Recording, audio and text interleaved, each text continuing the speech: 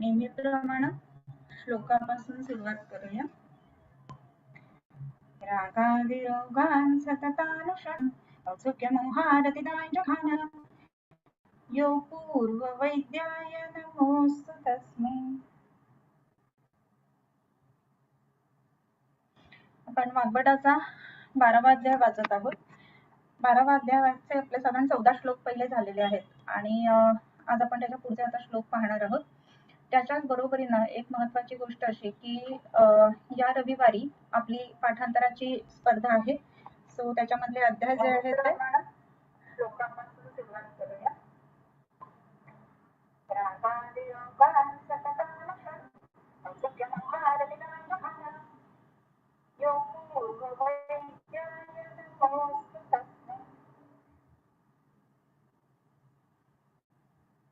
आपण वाग्भटाचा 12वा अध्याय वाचत आहोत. 12वा अध्यायाचे आपले साधारण 14 श्लोक पहिले झालेले आहेत आणि आज आपण त्याच्या पुढे आता श्लोक पाहणार आहोत. त्याच्याच बरोबरीनं एक महत्वाची गोष्ट अशी की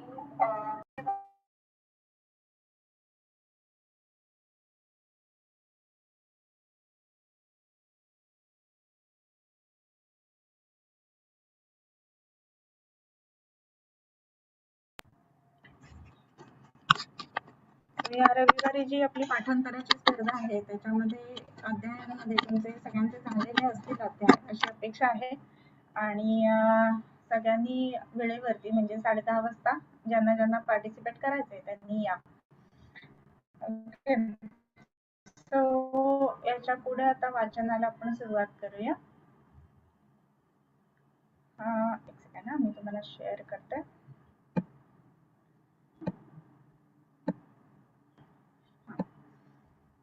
त्याच्यामध्ये आपण अध्याय जो 12वा बघतोय त्याच्यामध्ये दोषादी विज्ञानीय आणि दोषांचे प्रकार, त्यांची स्थानं कोणती आणि त्या स्थानानुसार त्यांची विशिष्ट कर्म कोणती, या सगळ्या गोष्टी आपण मला वाटतं ह्याच्यापर्यंत झालेलं होतं ना, 14व्या श्लोकापर्यंत झालेलं होतं मला वाटतं. तत्रस्थमेव पित्तानां शेषाणामप्यनुग्रहं करोति बलदानेन पाचकं नाम तत्स्मृतम्. इथपर्यंत आपलं झालेलं होतं. त्याच्यानंतरचं जे आहे ते आमाशयाश्रयं पित्तं रंजकं रसरंजनात् बुद्धिमेधाभिमानादि अभिप्रेतार्थ साधनात् साधकं हृद्गतं पित्तं रूपालोचनतस्मृतं दृक्समालोचकं त्वक्स्थं भ्राजकं भ्राजनात्वचः. आता ह्याच्यामध्ये आपण आमाशयाश्रयं पित्तं रंजकं रसरंजनात् ही सुद्धा ओळ बघितलेली होती.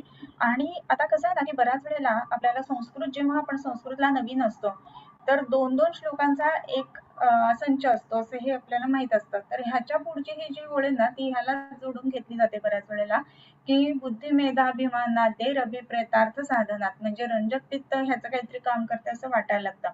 तर तसं नाहीये. मग कसं आहे तर आमाशयाश्रयं पित्तं रंजकं रसरंजनात, इथपर्यंत हा रंजक पित्ताचा जो काही हे आहे मुद्दा तो इथे संपतो. त्याच्या पुढे बुद्धिमेधाभिमानादे ही अभिप्रेतार्थ साधनात साधकम हृद्गतम पित्तम, इथपर्यंत साधकाबद्दल आहे. आणि रूपालोचनात स्मृतम, इथे पासून आलोचक पित्ताबद्दल आहे.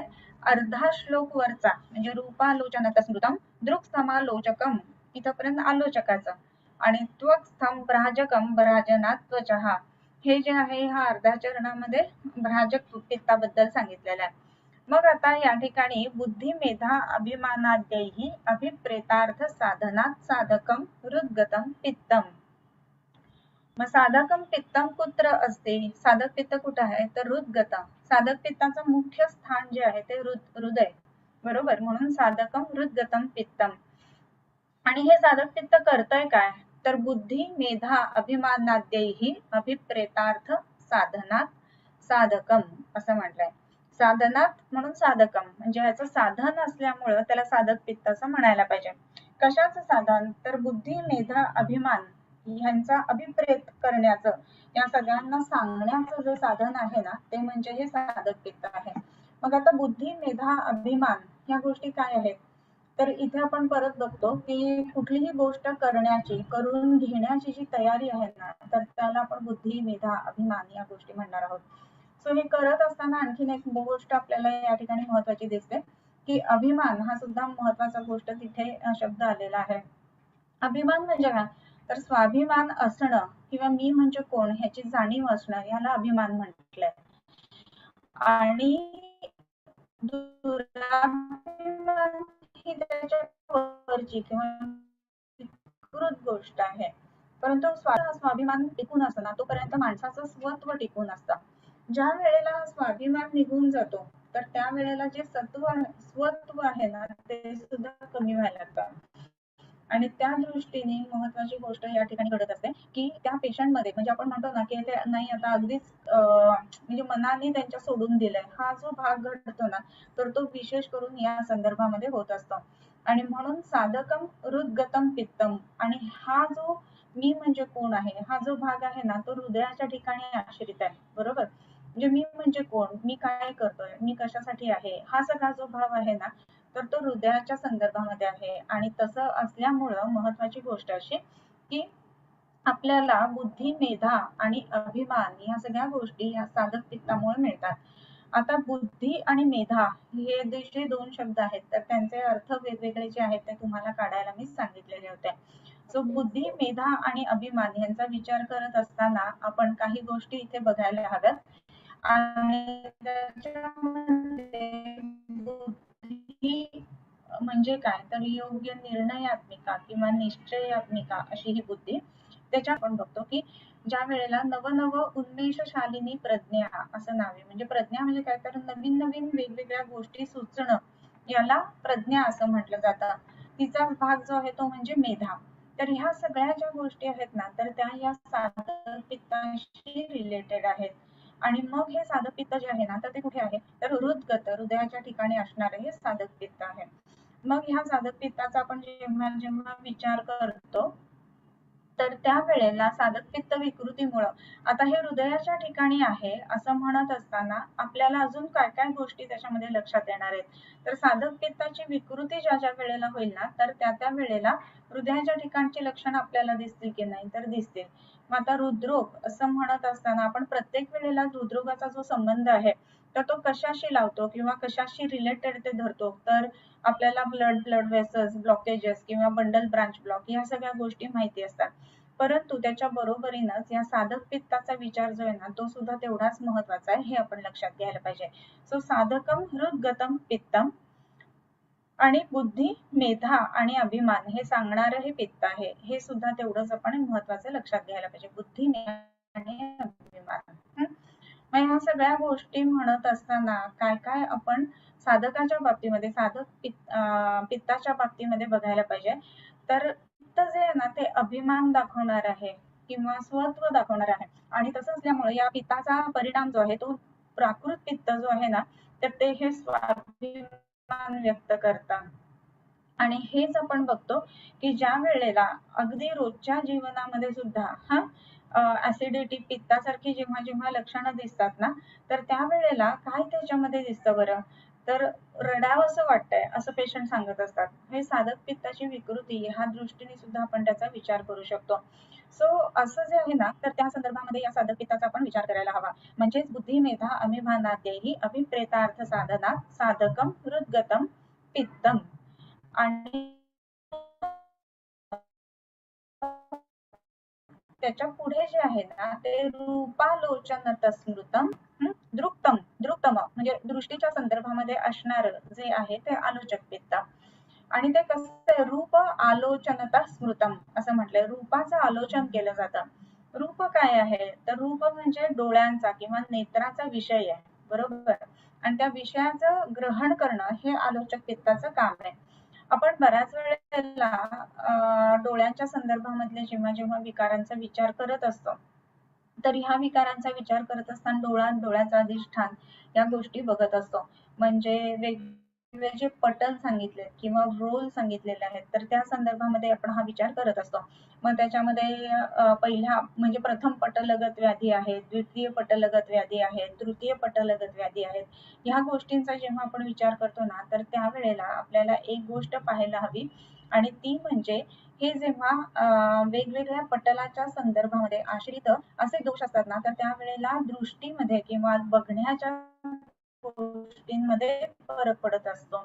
आणि म्हणून ह्या बघण्याच्या गोष्टींमध्ये पित्त योग्य असेल तर मग या कन्व्हर्जन किंवा रूपाचं शरीराच्या रूप ज्ञानामध्ये कन्व्हर्ट होणं ही गोष्ट घडत असते आणि म्हणून ही गोष्ट महत्वाची लक्षात घ्यायला पाहिजे. स्वरूप आलोचनत स्मृतम दृक्स्थमालोचकम दृक्तम आलोचकम म्हणजे आलोचक पित्त जे आहे ते कसं आहे तर दृष्टीच्या ठिकाणी उपस्थित असणार असं हे जे आहे तर त्याला आलोचक पित्त म्हणायचं. मग आलोचक पित्ताची व्याख्या किंवा कुठे आहे ते तर दृक्स्थ म्हणजे काय तर दृकशी संबंधित किंवा दृक म्हणजे डोळ्याच्या ठिकाणी स्थ म्हणजे स्थित असणार दृक्स्थम आलोचकम असं म्हटलं म्हणजे दृष्टीच्या ठिकाणी स्थित ते जे पित्त तर त्याला आलोचक पित्त असं म्हणायचं. आणि साधकम हृदगतम पित्तम रूप आलोचनतः स्मृतम रूप आलोचन करत म्हणून त्याला आलोचक पित्त म्हणायचं. आणि हे आलोचक पित्त कसं आहे तर दृक्स्थ म्हणजे डोळ्यांच्या ठिकाणी स्थित असणार असं हे आलोचक पित्त. मग बऱ्याच वेळेला असं होतं की डोळ्याचा अधिष्ठान संपूर्ण प्राकृत आहे पण तरी सुद्धा दिसत नाही. मग त्याच्यामध्ये आपण रेटायनोपॅथी आहे किंवा ऑप्टिक नर्व डॅमेज आहे ह्या ज्या गोष्टी राहतात ना त्या ह्या आलोचक पित्ताशी संबंधित असू शकतात. सो तसा विचार आपण तिथे करू शकतो. त्याच्यानंतरचं जे आहे ते भ्राजकम भ्राजनात त्वचहा भ्राजक पित्त काय करताय तर भ्राजनात त्वचहा भ्राजकम म्हणजे त्वचेचं भ्राजन करतो आणि म्हणून त्याला भ्राजक पित्त असं म्हटलंय. क नाम करणार भ्राजन करणार ते भ्राजक पित्त. मग भ्राजन म्हणजे काय तर भ्राजन याच्यामध्ये ना दोन म्हणजे एक काय म्हणतो महत्वाचा धातू जो आहे ना तर तो येतो भ्राज म्हणजे भाजणे या अर्थाने. आता भृज भर्जन असं भर्जन त्याच्यावरून भ्राजन असं आला. तर भर्जन म्हणजे काय तर भाजणे. मग भाजल्यानंतर काय होतं आपण म्हणतो हा आता खमंग भाजलं गेलंय रंग बदललाय चांगला म्हणतो का नाही. म्हणजे लाडू बनवत असताना बेसिकली आपण ज्या वेळेला बेसनाचे लाडू करतो तर त्याचा पिवळसा रंग बदलून थोडासा ब्राउनिश असा रंग येतो आपण म्हणतो की हा आता लाडू चांगला आहे. आता हे जर भर्जन चांगलं झालं असेल तर कशावरून आपण ओळखतो तर एक तर वासावरून आणि दुसरी गोष्ट जी आहे ती म्हणजे रंगावरून. मग हा रंग जो आहे ना तो बदलण्याचं काम जे पित्त करतं ते भ्राजक पित्त हे लक्षात घ्यायला पाहिजे. भर्जन म्हणजे भाजणं आणि भाजल्यानंतर रंग बदलणं. इवन आता मडकं आहे समजा कुंभार मडकी बनवतो तर त्याच्यामध्ये सुद्धा तो कुठेपर्यंत ते मडकं हे करायचं तर त्याचं जे काय म्हणतो रंग आहे ना तर तो योग्य पद्धतीनं बदलला पाहिजे तिथपर्यंत ते भ्राजन होत असतं. सो हे भ्राजन महत्वाचं. आणि हे भ्राजन काय करतं तर त्वचेचं भ्राजन करतो. आणि मग त्वचेचं भ्राजन करत असल्यामुळे त्याला भ्राजक पित्त असं म्हणावं. मग त्वचेचं भ्राजन म्हणजे त्वचेला भाजून योग्य रंग देणं हे काम हे पित्त करतंय. मग त्वचेला भाजून योग्य रंग देणं म्हणजेच काय याचा सुद्धा आपण विचार करायला पाहिजे. आता त्वचेला भाजून योग्य रंग देत आहे म्हणजे काय तर आता वेगवेगळ्या एरियामध्ये वेगवेगळ्या ठिकाणी वेगवेगळ्या देशांच्या ठिकाणी आपण राहत असतो वेगवेगळे लोक राहत असतात. मग अशा वेळेला वेगवेगळ्या देशांच्या ठिकाणी राहत असताना जिथे उष्णता जास्ती आहे उष्णता जास्ती आहे अशा ठिकाणी काय घडतं तर तिथे काळेपणा जास्ती असतो कारण की भर्जनात ही गोष्ट जास्ती प्रमाणामध्ये घडते आणि जिथे सूर्याचा प्रकाश पोचतच नाही तर त्या ठिकाणी काय असतं तर हे जो रंग आहे ना तो तिथे गोरेपणा जास्त दिसतो. सो ह्या गोष्टींचा विचार सुद्धा आपण तिथे करायला पाहिजे. सो भ्राजकम भ्राजनात त्वचा हे लक्षात ठेवायला पाहिजे म्हणजे त्वचेचं भ्राजन करणं ही गोष्ट त्याच्या ठिकाणी महत्वाची आहे. याच्यानंतर आता इथे जे आहेत ना हे पित्त सगळी जी आहेत ती पूर्ण होतात. भ्राजकम भ्राजनात त्वचा. मग आता ह्याच्या पुढे काय आहे तर श्लेष्मा कफाबद्दल सांगतात. श्लेष्मा तू पंचधा कफ जो आहे तो 5 प्रकारचा. कसा तर उरस्थ स त्रिकस्य वीर्यतः हृदयस्य अन्नवीर्मणा कफधाम्नाय च शेषाणां यत् करोत्यवलम्बकम् अतोवलम्बकश्लेष्मा यस्त्वामाशय संस्थितः क्लेदकस्सोन्न संघात क्लेदनात् रसबोधनात् बोधको रसनास्थायी शिरस्संस्थोक्ष तर्पणात् तर्पकः संधि संश्लेषात् श्लेषक संधिषु स्थितः. आता इथपर्यंत आपण बघितला. तर हे सगळे कफांची वेगवेगळी वर्णनाली आहेत. मग ही जी कफांची वर्णनाली आहेत ना, तर त्याच्यामध्ये कुठेपासून सुरुवात आहे, श्लेष्मातु पंचदोर असता. म्हणजे आता आपल्याला श्लोक पाठांतरामध्ये समजा जर का असं म्हटलं की 5 प्रकारचे कफ सांगा कोणते आहेत, तर अगदी पहिल्यापासून आपल्याला माहिती आहे की 12व्या अध्यायामध्ये याचं वर्णन आलेलं आहे आणि म्हणून आपण संपूर्ण 12वा अध्याय म्हणायला सुरुवात करणार आहे का पहिल्यापासून, तर नाही. मग काय करणार आहे आपण, तर डायरेक्ट श्लेष्मातु पंचदोर असतं इथे यायला पाहिजे. त्याच्यानंतर आपल्याला जर का हे विचारले असेल पित्त, तर पित्तम पंचात्मकम इथेपासून डायरेक्टली आपल्याला म्हणता आलं पाहिजे किंवा लक्षात ठेवता आलं पाहिजे. आणि तसंच वाताच्या संदर्भामध्ये आपण जेव्हा बघतो तर त्याच्यामध्ये प्राणादिभेदात पंचात्मा इथेपासून ह्या गोष्टी बघायला पाहिजेत. सो हे 5 प्रकार सांगितले. तर प्राणादिभेदात पंचात्मा, त्याच्यानंतर पित्तम पंचात्मकम तत्र, आणि कफाच्या बाबतीमध्ये म्हणत असताना श्लेष्मातु पंचदोर असतं सत्रिकस्य स्ववीर्यतः. जे 5 प्रकारचं सांगितलेलं आहे, वर्णन असं आलेलं आहे, हे आपण लक्षात ठेवायला हवं. सो हा 5 प्रकारचा कफ कसा, तर पंचधा उरस्थः स त्रिकस्य स्ववीर्यतः हृदयस्य अन्नवीर्याच तस्थ एवाम्बुकर्मणा कफधाम्नाच शेषाणां यत् करोति अवलंबनम अतः अवलंबकः श्लेष्मा. इथपर्यंत सांगितलं.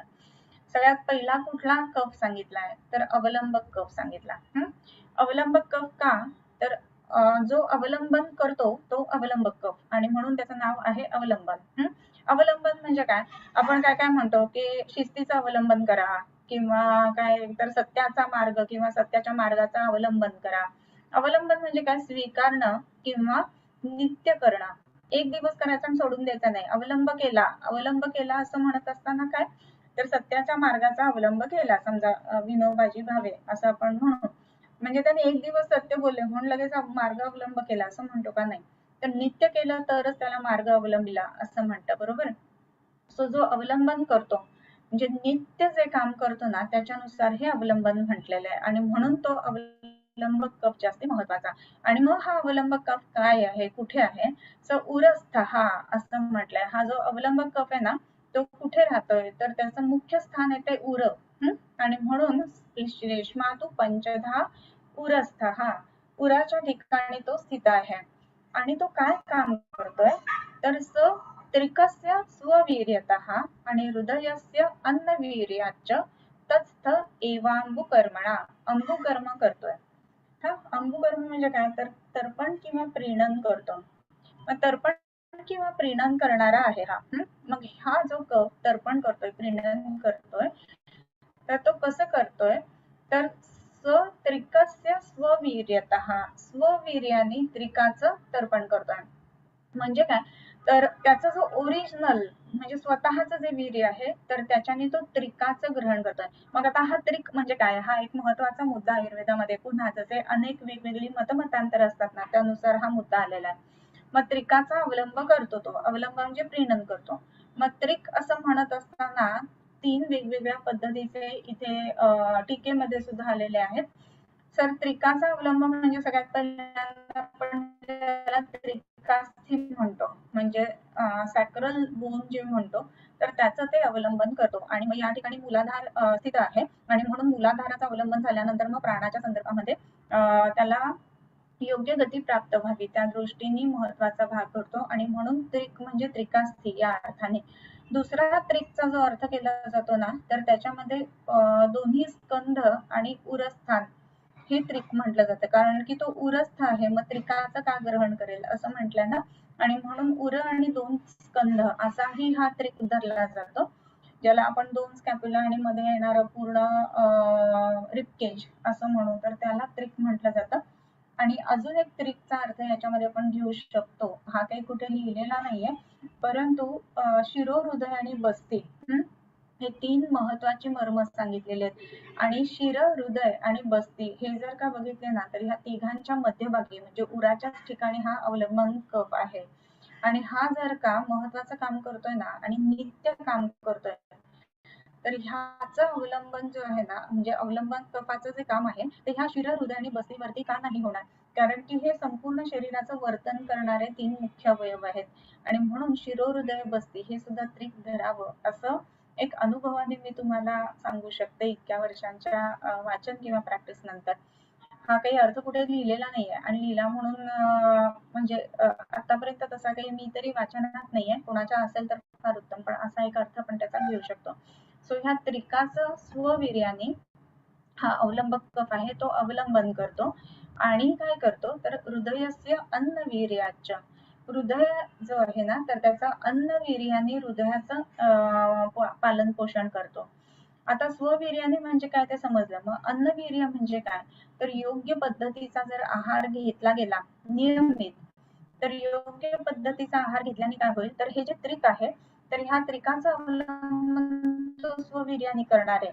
परंतु आहार जर योग्य नाही घेतला तर हृदयाच्या तर्पणामध्ये विकृती येऊ शकतात आणि म्हणूनच हृदयाचं तर्पण उत्तम जर का व्हायचं असेल ना तर त्या दृष्टीने म्हणून अन्न योग्य घेणं ही सुद्धा महत्वाची गोष्ट आहे. आणि म्हणून अन्नवीर्याने तो काय करतोय तर अन्नवीर्याने तो स्ववीर्याने त्रिकाचं आणि अन्नवीर्याने हृदयाचं असं अंबू कर्म तो करतोय किंवा तर्पण करतोय. आणि म्हणून हृदयाच्या संध्याला मनामध्ये विचार असेल तर त्याच्यासाठी आहार बदलणं हा खूप मोठा भाग राहतो. आणि म्हणून श्लेष्मातु पंचदोरस्थ सत्रिकस्य स्ववीर्यतः हृदयस्य अन्नवीर्याच तत्स्थ एवांबुकर्मणा. आता इथला शब्द आहे तत्स्थ. तत्स्थ म्हणजे तत्स्थ, त्याच जागी राहून, तो असं इथून तिथे फिरत नाहीये. मग कुठे तत्स्थ म्हणजे उरस्थ, उरस्थच राहून तो हृदयाचं अन्नवीर्यानी आणि त्रिकाचं अंबुकर्मणा करतोय स्ववीर्यानी असा. आणि कफधान्याच्या शेषाणाम यत् करोति अवलंबकम, कफधाम्न शेषाणाम कफधाम्नांच, हे दोन्ही षष्ठीमध्ये म्हणजे शेष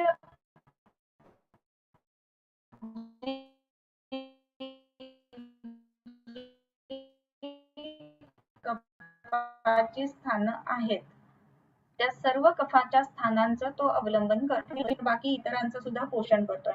तसंच पित्ताच्या संदर्भामध्ये पण बघितलं, तसंच कफाच्या संदर्भामध्ये इतर कफांचं पोषण करणारा कोण तर अवलंबक कफ. आणि म्हणून तस्थ एवांब कर्मणा कफधामनांच्या शेषाणाम कफधामना अवलंबनम करोति इति अवलंबक, हा सगळ्याचं तो धारण करतोय आणि म्हणून त्याला अवलंबक असं म्हणायचं. मग आता ही कफाची स्थानं कोणती जर आपण बघितलेलं की नाभीच्या आसमंतामध्ये पित्ताचं स्थान, नाभीच्या वरती कफाचं स्थान, नाभीच्या खालती वाताचं स्थान, तर त्या अर्थाने उर आणि जत्रुर्ध्व प्रदेश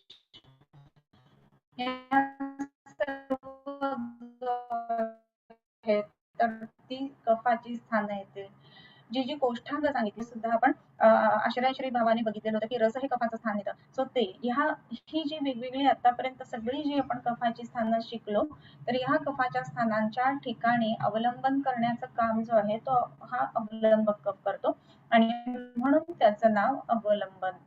सो तस्थ एवांबुकर्मणा कफधाम्नांच्या शेषाणाम यत् करोति अवलंबनम अतः अवलंबकः अवलंबक, म्हणून त्याचं नाव अवलंबक असं ठेवलेलं आहे.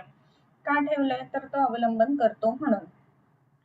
त्याच्यानंतर श्लेष्मा अतोवलंबक श्लेष्मा इथपर्यंत यस्तु आमाशय संस्थितः क्लेदकः सोन्न संघात क्लेदनात रसबोधनात बोधको रसनास्थायी शिरसंस्थोक्ष तर्पणात.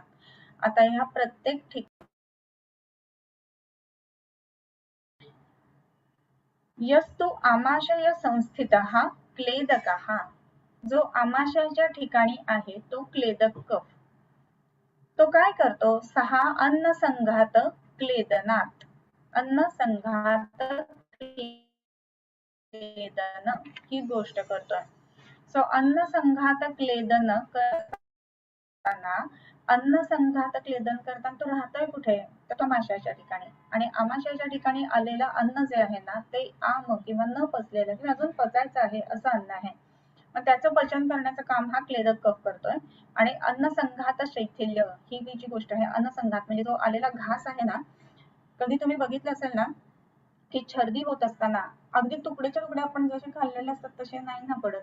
मग काय होतं तर त्याचं चर्निंग झालेलं असतं. जो अन्नाचा अख्खाच्या अख्खा आलेला जो घास आहे आपण चावून जरी खाल्लेला असला ना तरी सुद्धा त्याच्यामध्ये काही भरड किंवा ज्याला आपण कोर्स म्हणतो तसे तुकडे असतात. आणि त्याचं संघात जो आहे तर त्या संघाताचं भेदन करण्याचं काम जो आहे ना तो हा क्लेदक कफ करतोय. आणि तो कुठे आहे तर आमाशयाच्या ठिकाणी राहतो. सो यस्तु आमाशय संस्थितः, जो आमाशयाशी संस्थित आहे तो काय करतोय, क्लेदकः सहा अन्नसंघात क्लेदनात, अन्नसंघात, आणि नुसता अन्नसंघात भेदन नाहीये, मग काय आहे तर क्लेदन आहे. मग क्लेदन करत असताना महत्वाची गोष्ट काय होते तर त्याच्यामध्ये काहीतरी पाण्यासारखा किंवा अंबुवत असा जो गोष्ट आहे ना ती मिसळली जाते आणि त्याच्यामुळे ते अन्नसंघाताचं क्लेदन होण्याची तिथे प्रोसिजर घडायला लागते. यस्तु आमाशय संस्थित, हा आमाशय संस्थित असणारा हा अन्नसंघाताचं क्लेदन करणारा असा तो क्लेदक. ओके, इथपर्यंत. आणि रसबोधनात बोधक हा रसना स्थायी असं. आता हे जे शब्द तोडणं किंवा योग्य ठिकाणी जर तोडले नाहीत ना तर सगळ्याचा अर्थ वेगवेगळाच होऊन जातो. सो हे लक्षात ठेवायचं आपण जेव्हा पाठांतर करतो तेव्हा सुद्धा. रसबोधनात बोधकः रसना स्थायी, रसनेच्या ठिकाणी असणारा रसना स्थायी काय करतोय तर रसबोधनात रसाचं बोधन करून देतोय तो बोधक. म्हणजेच आता जीभ समजा एकदम ड्राय असेल हा तर आपल्याला चव नीटशी समजत नाही, मग आपण म्हणतो अरे मला कळलं नाही, जरा परत दे बरं बघू, असं आपण म्हणतो, राईट. सो अशा वेळेला आपण काय करायला पाहिजे तर एक घोटभर पाणी प्यायला पाहिजे सुरुवातीला, आणि मग घोटभर पाणी प्यायल्यानंतर चव योग्य पद्धतीने समजेल, आणि म्हणून क्लेदन योग्य पद्धतीने झाल्यानंतर हे बोधकाचे काम आहे बोधक कफाचं ते चालू होईल. आणि म्हणूनच जर का तुम्ही बघितलं ना तर सुरुवातीला जेवणाच्या आपोषण करण्याची पद्धत असायची. म्हणजे काय ते 3 वेळेला पाणी खाली सोडायचं, ताटाभोवती पाणी फिरवायचं, त्याच्यानंतर पळीभर पाणी, फक्त भांडभर नाही, पळीभर पाणी हातामध्ये घ्यायचं आणि त्याचं प्राशन करायचं.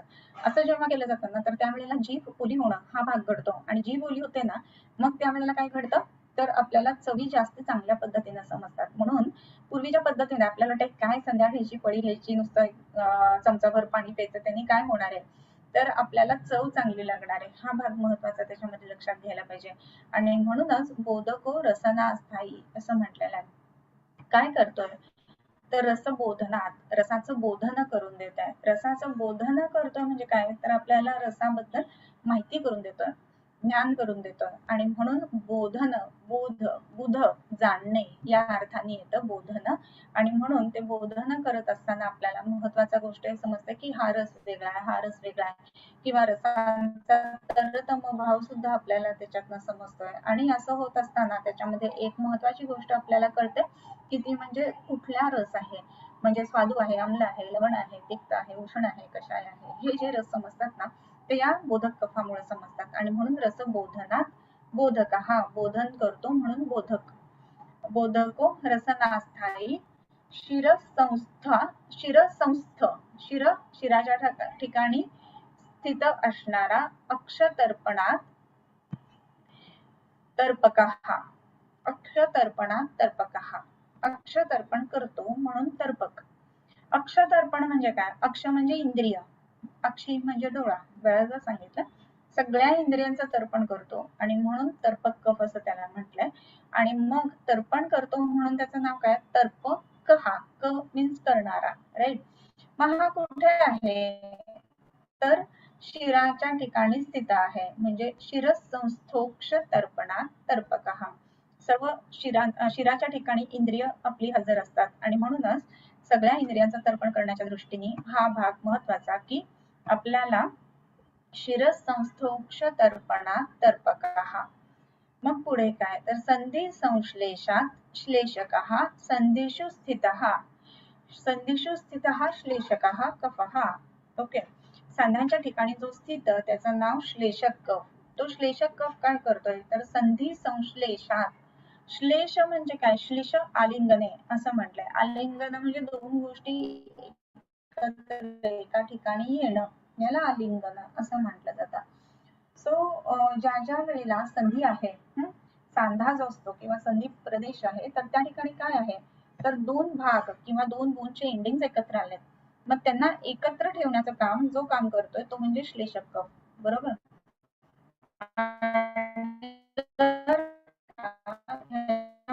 त्याला जोडून ठेवण्याचं काम नसेल झालेलं आपल्याला दिसेल, किंवा इतर अनेक व्याधी संधींच्या ठिकाणचे दिसतील, आणि ते होऊ नये म्हणून काय महत्वाचं तर संधी संश्लेष, संधी योग्य पद्धतीनं जोडून ठेवणं. तर हे जोडून ठेवण्याचं काम जो करतो तो संधी संश्लेषात श्लेषकः तो श्लेषक. आणि म्हणून संधिषु स्थितः, मग तो सांध्यांच्याच ठिकाणी असायला पाहिजे, बरोबर. आणि म्हणून संधी संश्लेषात श्लेषकः संधिषु स्थितः इति प्रायेण दोषाणां स्थानानि अविकृतात्मनाम् व्यापिनामपि जानीयात् कर्माणि च पृथक् पृथक् इति प्रायेण दोषाणां स्थानानि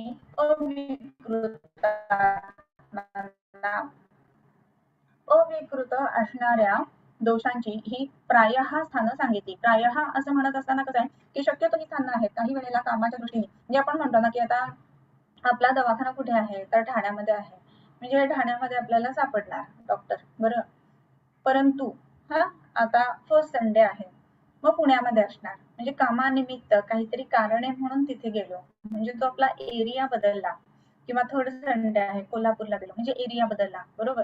मग असं जे घडतं ना, तर मग ते असं घडतं, तर मग त्यामध्ये आपण म्हणतो की प्रायः ठाण्यामध्ये असणार, परंतु कधीतरी पुण्यामध्ये कोल्हापूरला असतात. सो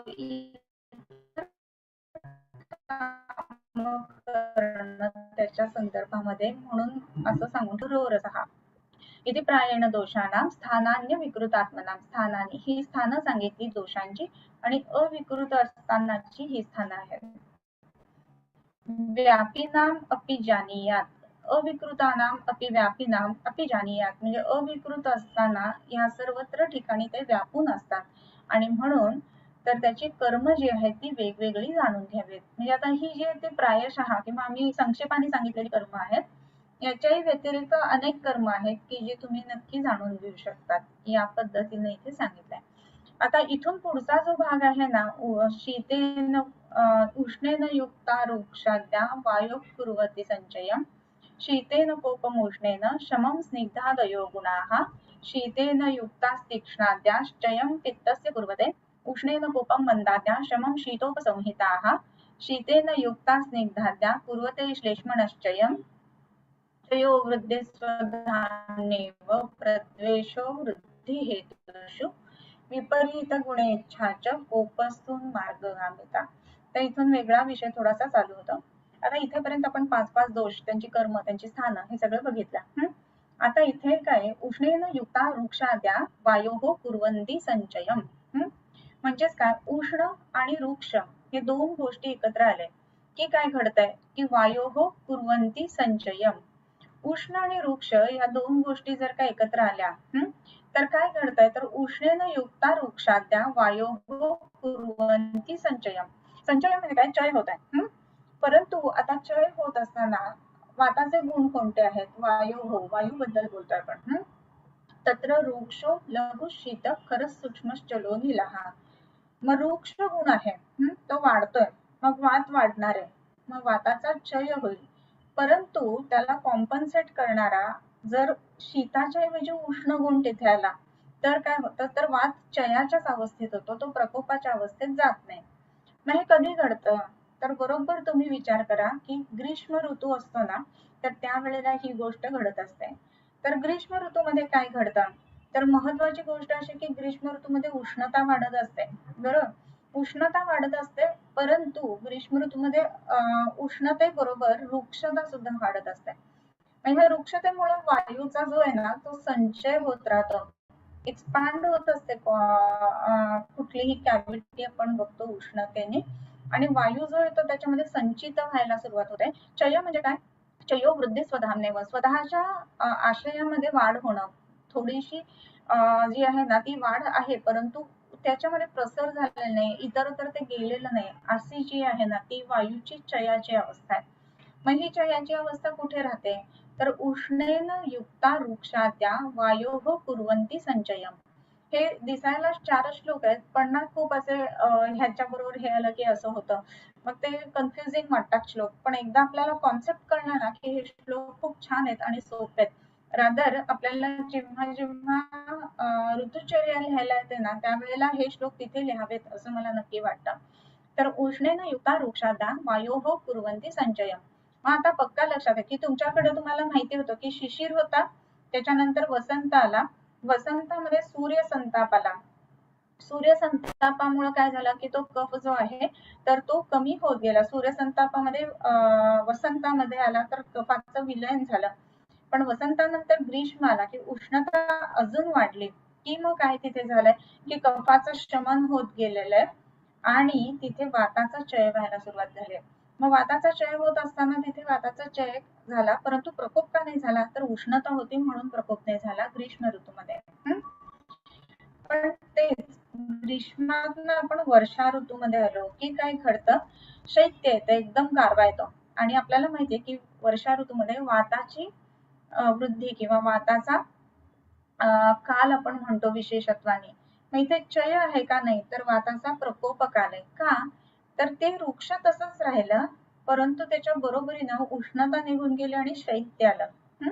आणि म्हणून शीतेन कोपम, कस्य कोपम, वायोः कोपम, वायूचा कोप किंवा वातस्य कोपम, वाताचा कोप झाला. उष्णेन युक्ता वृक्षाद्या वायोः कुर्वन्ति संचयम शीतेन कोपम उष्णेन शमम स्निग्धादयो गुणाः.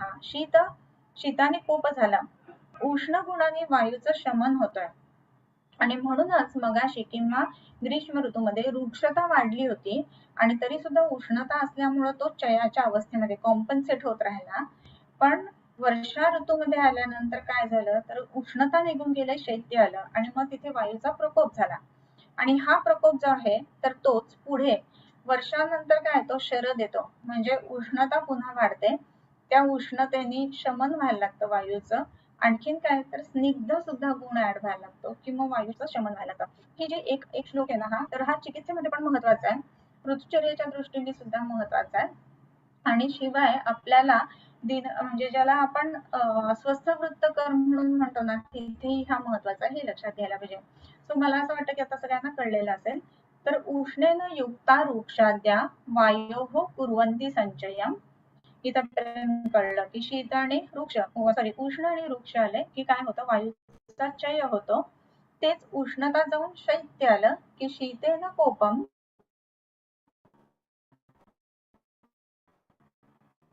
उष्णेन शमम स्निग्धादयो गुणाः शमम, म्हणजे वाताच्या बरोबर विरुद्ध ते सगळे जे आहेत ते वायूचं शमन करतात. ह्याच बरोबरीनं आता हे पित्ताच्या संदर्भामध्ये सांगितलं बरोबर. मग तसंच आता कफाच्या संदर्भामध्ये पण सांगतात. काय सांगतात तर आता आपण बघितलं, पुढच्या श्लोकाकडे जाऊयात आपण. उष्णेन युक्ता वृक्षाद्या वायोः कुर्वन्ति संचयम शीतेन कोपम उष्णेन शमम स्निग्धादयो गुणाः. इथपर्यंत कळलं नक्की, राईट. शीतेन युक्ता तीक्ष्णाद्या चयम पित्तस्य कुर्वते उष्णेन कोपम मंदाद्याः शमम शीतोपसंहिताः. आता इथे कसं आहे हे पण आपण बघूयात. शीतेन युक्ता तीक्ष्णाद्या म्हणजे आता वर्षा ऋतू होता. तर वर्षा ऋतूमध्ये काय घडत होतं तर शैत्य होतं. शैत्यामध्ये तीक्ष्णता तेवढी नव्हती. परंतु ज्या वेळेला वर्षानंतर शरद ऋतू यायला लागतो ना तर त्यावेळेला काय घडतं तर तीक्ष्ण एकदम वाढतं, म्हणजे सूर्य एकदम संतापी व्हायला लागतो आपल्याला माहितीये शरद ऋतूमध्ये. आणि म्हणून त्याचा उष्ण गुणापेक्षा तीक्ष्ण गुणाच्याकडे कल जास्त असतो, म्हणजे ऑक्टोबर हीट सहन होत नाही असं जे आपण म्हणतो ना की उलट व्हायला लागतंय.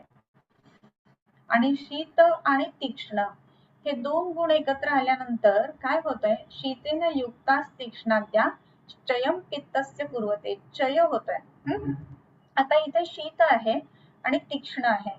तीक्ष्ण गुण आहे ना तर त्या गोष्टीमुळे विशेष करून पित्त वाढायला बघतंय, परंतु त्याला कॉम्पन्सेट करण्यासाठी शीत गुण असतोय जो वर्षा ऋतूमधला पुढे झालेला कंटिन्यू झालेला गुण आहे तो. परंतु शरदामध्ये आल्यानंतर काय होतं म्हणजे हे आपलं जे घडतंय शीत आणि तीक्ष्ण तर हे वर्षा ऋतूमध्ये घडतंय आणि वर्षा ऋतूतनं पण शरदामध्ये गेलो की सूर्य एकदम संतापी होतो आणि मग शैत्य निघून जातं, औष्ण्य येतं आणि मग तिथे काय होतं उष्णेन कोपम. त्याच्यामुळे काय तर तीक्ष्ण गुणाने प्रामुख्याने पित्ताचं जे आहे तर ते वर्धन होतं. त्याला कॉम्पन्सेट करताना विशेष करून वर्षा ऋतूमध्ये शीत जो गुण आहे तो काम करतोय. परंतु वर्षा ऋतू संपला आणि तो शरद चालू झाला की उष्णता वाढणार एकदम ऑक्टोबर हीट सारखी आणि त्या उष्णतेमुळे काय होतंय पित्ताचा प्रकोप होतो आणि म्हणून शरद ऋतूमध्ये पित्ताचा प्रकोप. आपल्याला हे श्लोक जर माहिती असतील ना तर आपल्याला नक्की कुठल्या ऋतूमध्ये कुठला प्रकोप होणार आहे ना ह्या गोष्टी लक्षात राहायला लागतात. सो आता इथे काय झालं, शरदामध्ये शैत्य निघून गेलं, औष्ण्य आलं. उष्णता आणि तीक्ष्णता या दोन गोष्टी एकत्र आल्या आणि मग काय झालं तर पित्ताचा प्रकोप झाला. उष्णेन कोपम, तीक्ष्णाच्या विरुद्ध काय आहे, मंद गुण आहे.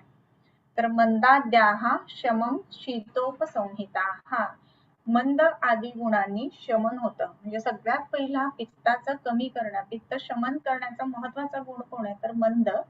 आणि शीत उपसंहिता, हा म्हणजे काय तर शीत उपसंहिता, शीत सुद्धा त्याच्यासोबत आलं, मंद आणि शीत, तर पित्ताचं शमन जे आहे ना ते उत्तम पद्धतीनं होतं. आणि म्हणूनच आपण बघतो की वेगवेगळ्या आपण ज्या ज्या औषधी वापरतो तर त्या औषधींमध्ये पित्तशमन करण्यासाठी एक उत्तम औषध म्हणजे कामधुदा वापरतो. कामधुद्यामध्ये मुख्य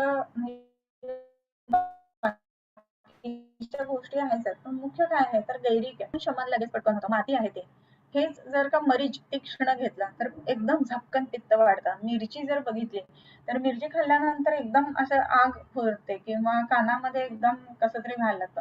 तर ह्या सगळ्या गोष्टी आहेत ना त्या तीक्ष्ण गुणाशी संबंधित आहेत. परंतु मंद गुण काय करतो तर शमन पित्ताचं करण्याचं काम उत्तम करतोय. ओके, सो त्या दृष्टीने पित्ताच्या संदर्भामधला प्रकोप कुठे, चय कुठे आणि शमन कसा.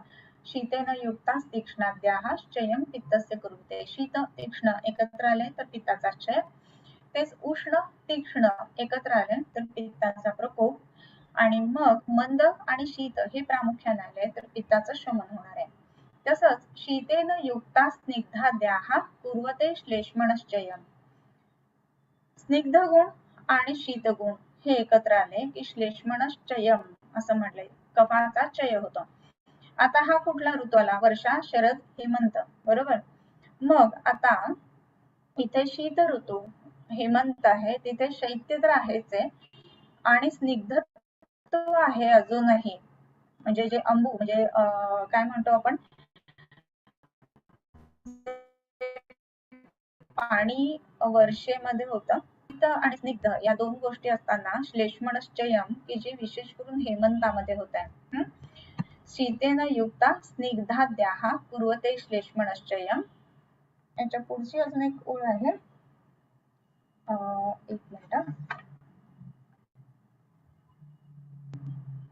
श्लेष्मणश्चयम उष्णेन कोपम तेनैव गुणाः वृक्षादयशमम. आता ह्याच्याच बरोबरीनं हेमंत, शरद, हेमंत आणि शिशिर याच्यामध्ये काय होत आहे तर उष्ण आणि सॉरी शीत आणि स्निग्ध हे गुण जे आहेत ना तर ते सोबत आलेले आहेत. आणि स्निग्ध आणि शीत हे गुण आल्यामुळं हेमंत आणि शिशिरामध्ये विशेषत्वाने आपण बघतो की कफाचा जो आहे तो चय मेंटेन राहतोय. परंतु शिशिराच्या शेवटी वृक्षता वाढायला लागते, बरोबर. आणि वृक्षता वाढायला लागल्यामुळं आणि शिवाय शिशिराच्या एंडला परत वसंत येणार आहे. मग वसंतामध्ये उष्णता वाढते, सूर्याचा संताप, सूर्य संतापे असं म्हणतो. तर विलयन रूपा वृद्धी होते तिथे आणि मग काय व्हायला लागतं, उष्णेन कोपम, कफाचा कोप जो आहे ना तो उष्णाने होतो. लक्षात घ्या, आपण आतापर्यंत बघितलं की त्याचा जो जो गुण असतो ना तो वाढल्यानंतर त्यात दोषाचा प्रकोप होतो. म्हणजे वायूचा तत्र वृक्ष भूषित खरच सूक्ष्म या गुणांनी प्रकोप होत आहे. तर आपल्याला आपण हेही बघतोय की पित्ताचा कशाने होत आहे, तीक्ष्ण उष्ण या गुणांनी प्रकोप होत आहे. पण कफाचा प्रकोप जो आहे ना तर कफाचा गुण कुठला आहे, शीत आहे. तरी सुद्धा कफाचा प्रकोप शीताने होत नाही का तर स्कंदत्वात. म्हणजे शैत्य जेवढं वाढेल ना तेवढं फ्रीजिंग वाढतं आणि तसं असल्यामुळं हा कफ जो आहे ना तो एका ठिकाणी राहतो आणि म्हणून तो प्रकोपित होत नाही. परंतु ज्या वेळेला एकदम उष्णता वाढते जसं वसंतामध्ये, मग ती उष्णता वाढल्याने काय होतंय, विलयन रूपा वृद्धी होते. एखादा तुम्ही हे बघितलं असेल, बर्फ आहे, तर बर्फ जो आहे तर तो एका ठिकाणी खूप थंड खूप थंड खूप थंड केला, पण खूप थंड झालंय म्हणून तो जो कफ किंवा बर्फ आहे तर त्याच्यामध्ये जे अनॉमलस बिहेवियर वगैरे सगळं बरोबर आहे, पण थोड्या प्रमाणात वाढल्यानंतर तो असा प्रचंड नाही वाढत आहे, एकाच ठिकाणी आहे. परंतु उष्णता वाढली, ग्लोबल वॉर्मिंग झालं, अंटार्क्टिकावरचा मोठा आइसबर्ग जर समजा तुटला तर काय होतं, तर समुद्रात मोठ्या लाटा येतात आपण म्हणतो. म्हणजे सगळ्या निसर्गातला किंवा सगळ्या पृथ्वीतला केन फलती जलेन फलती इति कफः, या जलाच्या ठिकाणी एकदम मोठ्या लाटा दिसतात किंवा जल वाढलेलं किंवा प्रलय सदृश गोष्टी दिसतात, बरोबर आहे.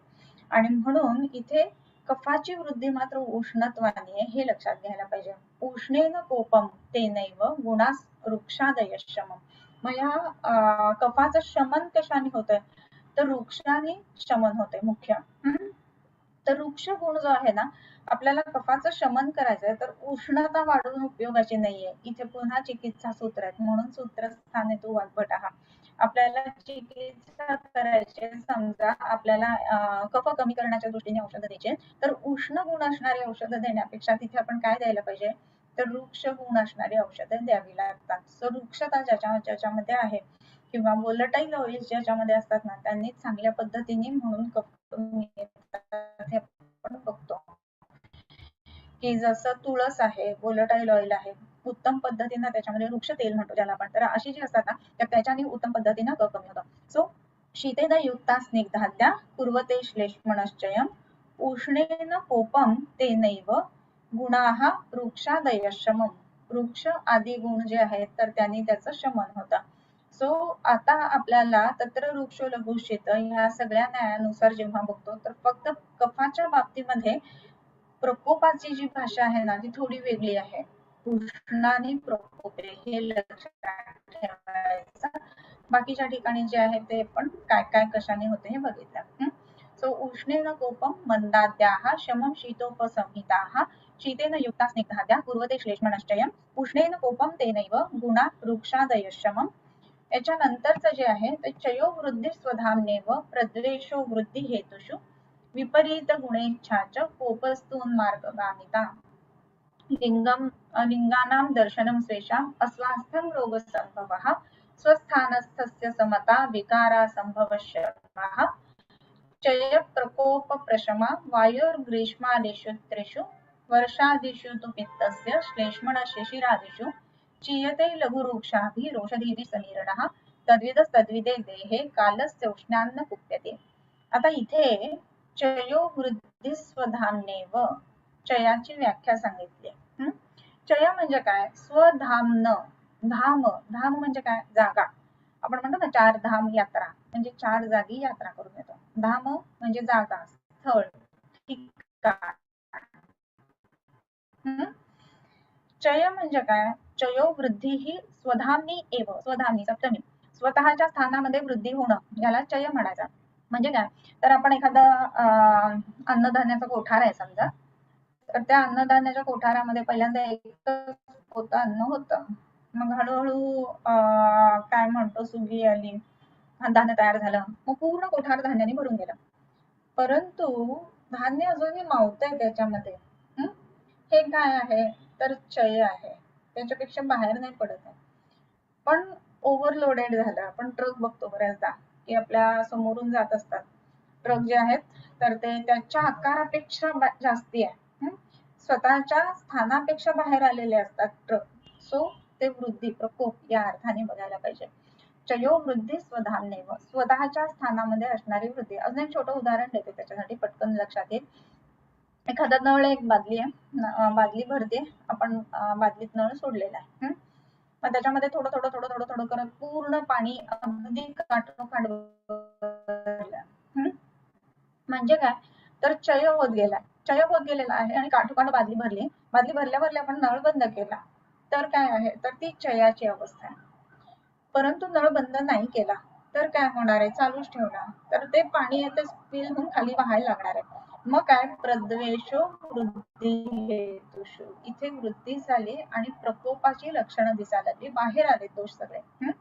म्हणजे स्वतःच्या स्थानामध्ये, आता समजा कफाचं स्थान आहे, उरस्थानम असं म्हणतो आपण कफाचं, समजा तर उरस्थान जे आहे ना, तर त्याच्यातून बाहेर दोष पडून दुसऱ्या ठिकाणी त्याचा परिणाम दिसायला लागला. जसं प्रवाहिकेमध्ये आहे, तर प्रवाहिका म्हणजे पक्वाशय ही कफाची जागा आहे का, हो नाहीये, मग तिथे जाऊन कफ दिसायला लागलाय, याचाच अर्थ कफाची प्रकोपित अवस्था आहे त्या ठिकाणी. आणि म्हणून चयो वृद्धी स्वधामनेव प्रद्वेषो वृद्धी हेतुषु विपरीत गुणेच्छा च. आता स्वधाम्येव वृद्धी चय. इथपर्यंत आपण बघितलं स्वतःच्या स्थानामध्ये वृद्धी म्हणजे चय. प्रद्वेषो वृद्धी हेतुषु विपरीत गुणेच्छा च कोपस्तु उन्मार्गगामिता. आता स्वधाम्येव चयः वृद्धी असं जेव्हा असतो तेव्हा प्रद्वेष वृद्धी हेतुषु ही गोष्ट घडते. म्हणजे काय, तर आपल्याला समजा खूप खाल्लंय आणि त्याच्यामुळं आता कफ वाढायला लागलाय, परंतु खूप वाढलेला नाहीये, चय अवस्थेमध्ये आहे. तर त्या ठिकाणी आपल्याला काय वाटतं, प्रद्वेष वृद्धी हेतुषु जो वृद्धी होण्याचा जो द्वेष आहे ना, म्हणजे एखादी गोष्ट नकोशी वाटणं हे घडतं. नको नको आता बास झालं, खूप झालं, मला अजिबात जाणार नाही. दिस इज प्रद्वेष, अजिबात नाही जाणार. का तर चय झालाय म्हणून. वृद्धी हेतुषु प्रद्वेष, वृद्धी होऊ नये म्हणून द्वेष होतो त्या त्या विशिष्ट गोष्टींबद्दल, किंवा आता बास ही भावना येते. सो प्रद्वेषो वृद्धी हेतुषु. आणि विपरीत गुणेच्छाच कोपस्तु उन्मार्ग गामिता. चयो वृद्धी स्वधान्येव, आपण ही चयाची व्याख्या बघितली. तशी प्रकोपाची व्याख्या काय वाग्भटाचार्यांची, कोपस्तु उन्मार्ग गामिता. उन्मार्ग गामिता म्हणजे उन्मार्ग, त्याचा मार्ग सोडून बाहेर पडणं. नदी आहे, पाऊस पडतोय, आधी नदी थोडीशी ड्राय होती आणि मग पाऊस पडायला लागल्यानंतर तिचं पात्र अगदी पूर्ण भरून अगदी छान व्हायला लागली, छान नदी व्हायला लागली, परंतु अजून तिने तिचं पात्र मात्र आहे ना ते सोडलेलं नाहीये, तिथपर्यंत चयाची अवस्था. परंतु आता आपण गाणगापूर नाही, नरसोबाच्या वाडीला बघतो की एवढी कृष्णा भरते ना पाऊस पडायला लागला की, आणि अगदी मंदिरामध्ये गावामध्ये पण पाणी येतं. सो गाव हे तिचं पात्र आहे का, नाहीये. कोपहा तू उन्मार्ग गामिता, तिचा मार्ग सोडून बाहेर सुद्धा व्हायला लागतंय पाणी. दॅट इज उन्मार्ग, उन न असणारा मार्ग गामिता, त्या मार्गाने सुद्धा जातात. म्हणजे पाणी एवढं वाढलं की ते पादुका ज्या आहेत त्या वरती गावात नेल्या जातात, काही वेळेला गावात सुद्धा पाणी येत आहे पूर्ण. दॅट इज उन्मार्ग गामिता, दॅट इज कोपहातू. कोपहा म्हणजे प्रकोपहातू. आणि मग प्रकोप झाल्यानंतर आपल्याला तिथे लक्षण कुठलं दिसतं प्रकोप झाल्यानंतर, तर विपरीत गुणेच्छाच. विपरीत गुणेच्छा म्हणजे आपल्याला आता असं वाटतं की ह्याच्या वेगळं, ह्याच्या विपरीत काहीतरी खाऊ, नको नको बास बास, इथपर्यंत नाही. मग काय, तर नाही बाबा पोट अगदीच आता तडस लागले, थोडीशी एक काही हिंग गोळी वगैरे काहीतरी असेल तर द्या. दॅट इज पाचन काहीतरी अपेक्षित आहे आता. म्हणजे ज्या गोष्टीमुळं प्रकोप वाढतोय, तर तो प्रकोप कमी करण्याच्या दृष्टीने जी गोष्ट हवी आहे त्याची इच्छा व्हायला लागते. दॅट इज विपरीत गुणेच्छा. विपरीत गुणेच्छा, आता विपरीत म्हणजे कशाच्या विपरीत, जो दोष वाढलेला आहे त्याच्या विपरीत गुणाची इच्छा व्हायला लागते. दॅट इज विपरीत गुणेच्छाच कोपस्तु उन्मार्गगामिता, हे आपण बघितलं. ओके, सो चयो वृद्धी स्वधान्येव प्रद्वेषो वृद्धी हेतुषु विपरीत गुणेच्छाच कोपस्तून मार्गगामिता. लिंगानां दर्शनं स्वेषाम् अस्वास्थ्यं रोगसंभवः स्वस्थानस्य समथा विकारासंभव शमः चय प्रकोप प्रशमा वायोर्ग्रीष्मादिषु त्रिषु वर्षादिषु तु पित्तस्य श्लेष्मादिषु चीयते लघुरुक्षाभि रोषदेवी समीरणः. इथपर्यंत आज आपण थांबूया. शंका काही असेल तर त्या आधी घेऊया. होपफुली सगळ्यांना ह्या ज्या काही गोष्टी आहेत कदाचित सिंपल वाटल्याही असेल, परंतु काहींना नवीन असेल तर त्यांच्या दृष्टीनं या गोष्टी समजून घेणं खूप गरजेचं आहे. ओके, मलावष्टंभ असतो तेव्हा क्लेदक कफाचे अन्नसंघाताचे कार्य कमी होते, त्याबद्दल कसा विचार करायचा. आता मलावष्टंभ जर का आहे ना, तर तिथे क्लेदकाचं काम म्हणजे इथे जे आहे ते मुख्य अपानाचं काम विकृत झालेलं आहे. पण मलावष्टंभ का आहे याचाही विचार व्हायला पाहिजे. जर का सारखं विभाजन चांगलं नाही झालं आणि म्हणून मलावष्टंभ असेल तर पाचन करणं ही गोष्ट गरजेची आहे. आणि म्हणून तिथे क्लेदक कफाच्या पेक्षा सुद्धा ना अग्नीचा विचार करणं जास्त महत्वाचं राहतं. सो पाचन व्हायला पाहिजे. आणि त्याच्यानंतर वाताचं शमन, शमन म्हणजे योग्य अवस्थेमध्ये असणं, अनुलोमन मेंटेन होणं, या दोन गोष्टी व्हायला पाहिजेत. सो मलावष्टंभाचा आणि डायरेक्टली क्लेदक कफाचा असा संबंध नाहीये, परंतु तरीही तुम्हाला सांगते की ज्या वेळेला तीव्र मलावष्टंभ असतो ना त्यावेळेला मळमळ हे लक्षण बऱ्याच पेशंट्स मध्ये दिसतं. त्याचं 2 कारणं असू शकतात. मळमळ जी असते ना तर ती शरीराने आता काही स्वीकारू नये हे बाहेर गेल्याशिवाय मला त्या दृष्टीने आलेलं लक्षण असतं. आणि दुसरी महत्वाची गोष्ट जी असते तर मलावष्टंभ असताना काही वेळेला कृमी जास्त प्रमाणात असतील तर ते कृमी उन्मार्गगामी होतात, त्याही वेळेला मळमळ हे लक्षण दिसतं. सो ह्या गोष्टीचा विचार असा करायला पाहिजे. ओके. जो बच्चे बहुत ज्यादा जिद करते हैं उनमें क्या बिगड़ा हुआ रहता है. पॅरेंटिंग. बेसिकली कसं आहे ना की पॅरेंटिंग खूप चांगलं असायला पाहिजे. मुलं हट्ट करणारच, म्हणजे मस्ती मुलंच करणार हे लक्षात घ्यायला पाहिजे. पण योग्य काय अयोग्य काय ते कोवळी आहेत ना, तर त्याचा निवाडा करणं कसं करायला हवं हे मुलांना शिकवायला हवं. आणि त्या दृष्टीने पहिल्यांदा पॅरेंटिंग म्हणजे मूल चिडलं की आपण चिडलो असं केलं तर मूल अजून चिडणार. किंवा मुलासमोर जर आई वडील चिडत असतील, आजी आजोबा चिडत असतील तर मुलाला वाटतं की हे चिडायचंच असतं म्हणून मग ते चिडायला लागतात. सो त्याच्यासाठी मुलांसमोर पहिले आपण न चिडणं हा भाग महत्वाचा राहतो. आणि तरी सुद्धा मुलं जर का चिडकी किंवा अशी एवढी जिद्दी असतील तर कृमींचा विचार त्याच्यामध्ये करायला पाहिजे. कृमी पतनासाठी पहिली औषधं द्यायची, त्यानंतर कृमींच्या प्रकृती विघाताची औषधं द्यायची. तशी केल्यानंतर मग हा राग कमी होऊन जातो.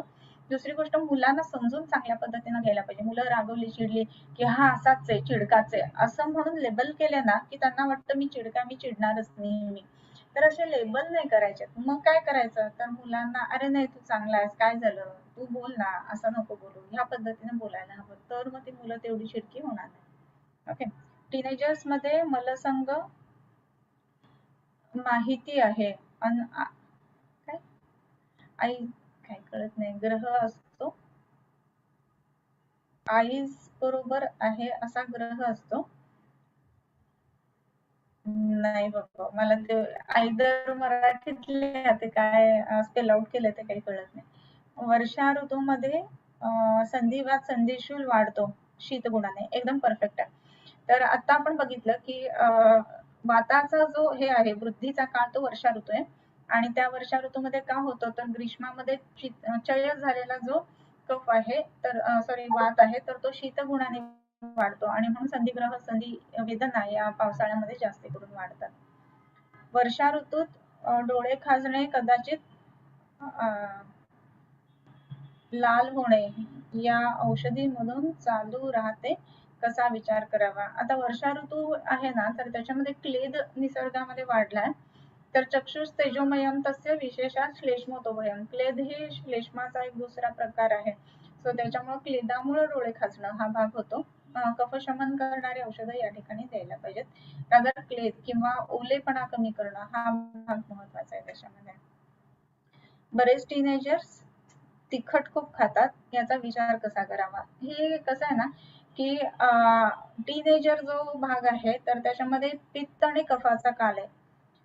परंतु आवड जी आहे ना तर ती मनाची पण असते. प्रत्येक वेळेला शरीराचा आपण ऐकतो असं नाही. तर आपल्याला वेगवेगळ्या गोष्टी ज्या आहेत त्या खायला आवडत असतात आणि विशेषत्वाने जर आपण आपल्या मनाचं पोषण रजोगुणाच्या संदर्भामध्ये केलं असेल, चिडणं, रागावणं, तिखट जास्त खाणं, तर त्या गोष्टी आवडायला लागतात. हा सवयीचा भाग जास्त मोठ्या प्रमाणामध्ये आहे.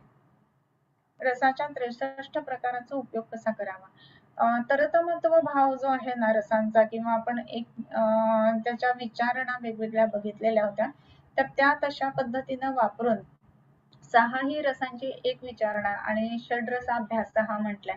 तर 6ही रस आपण एकदम घेऊ शकत नाही ना, तर मग वेगवेगळ्या पद्धतीनं या विचारणा सांगितल्यात आणि त्याचा उपयोग चिकित्सेमध्ये सुद्धा आपल्याला करता येत असतो. सो आपण जे जे वेगवेगळे योग करतो किंवा योग वापरत असतो चिकित्सेमध्ये, तर त्या योगाचा संबंध जो असतो मुनिरेव तत्र जानन्ति द्रव्य संयोग असं म्हटलंय. आता एक फक्त त्रिफला चूर्ण म्हटलं हा तरी त्याच्यामध्ये हिरडा बेरडा आवळा एवढे 3 गोष्टी आहेत आणि त्या प्रत्येकामध्ये अनेक रस आहेत, बरोबर. सो त्या दृष्टीने ह्या विचारणांचा विचार करायला पाहिजे. अजून एकच प्रश्न घेऊया. मल का सारकट विभाजन प्रॉपर नहीं हुआ है तो क्या लक्षण दिखेंगे. सारकट विभाजन चांगलं झालं नाही तर मल प्रवृत्ती सुद्धा चांगली होणार नाही. सारता पण चांगली तयार होणार नाही आणि कीटाची पण वृद्धी दिसेल. आपण हे 11व्या अध्यायामध्ये बघितलेलं होतं ना. सो 11व्या अध्याय एकदा परत रिपीट करा हवं तर ऐकणं, म्हणजे मग तुम्हाला त्या गोष्टी लक्षात येतील. तर सारकीट विभाजन जर चांगलं नसेल झालं, अग्नी चांगला नसेल, तर आहार रस चांगला नाही होणार, त्याच्यापासून तयार होणारे धातू पुढचेही चांगले तयार नाहीत होणार. त्याच्यानंतर मलांची वृद्धी सापडेल आपल्याला, म्हणजे मूत्र प्रवृत्ती सुद्धा जास्त प्रमाणामध्ये, मल प्रवृत्ती जास्त प्रमाणामध्ये, आणि सारकीट विभाजन नीट न झाल्यामुळं मलाचं फॉर्मेशन सुद्धा, म्हणजे पिंडित मल म्हणतो तसा तयार नाही होणार, मूत्राला पण अविलता येणार. आणि असं असल्यामुळं काय घडणार आहे, तर शरीर जे ते कुपोषित राहील, परंतु मलमूत्र प्रवृत्ती आहे त्या दोघांमध्ये वाढ झालेली दिसते. ओके, सो मला असं वाटतं आज थांबूया. किंबहुना तुमचे केले धर्म कीर्तन हे सिद्धी गेले, तेथ माझे जिवरले पायिकपणा, आता विश्वात्मके देवे येणे वाग्यज्ञे तोषावे, तोषोनी मज द्यावे पसाय दान हे, जे फळाची व्यंकटी सांडो तया सत्कर्मी रती वाढवो, भूता परस्परे पडो मैत्र जीवांचे, दुरितांचे तिमिर जावो, विश्वस्व धर्म सूर्ये पाहो, जो जे वांछील तो ते लाहो प्राणिजात, वर्षत सकळ मंगळी ईश्वर निष्ठांची मांदियाळी, अनवरत मंडळी विटतूता, चला कल्पतरूंचे आरव, चेतना चिंतामणींचे गाव, बोलते जे अर्णव पियुषांचे, चंद्रमे जे अलांछन, मार्तंड जे तापहीन, ते सर्वाही सदा सज्जन सोयरे होतो, किंबहुना सर्व सुखी पूर्ण होनी तिही लोकी, भजिजो आदि पुरुखे अखंडिता, आणि ग्रंथोपजीविये विशेषी लोकी ये, दृष्टादृष्ट विजय हो आवेजे, येथ म्हणे श्री विश्वेश्वरावो, हा होईल दान पसावो, येणेवरे ज्ञानदेवो सुखिया झाला, येणेवरे ज्ञानदेवो सुखिया झाला, येणेवरे ज्ञानदेवो सुखिया झाला.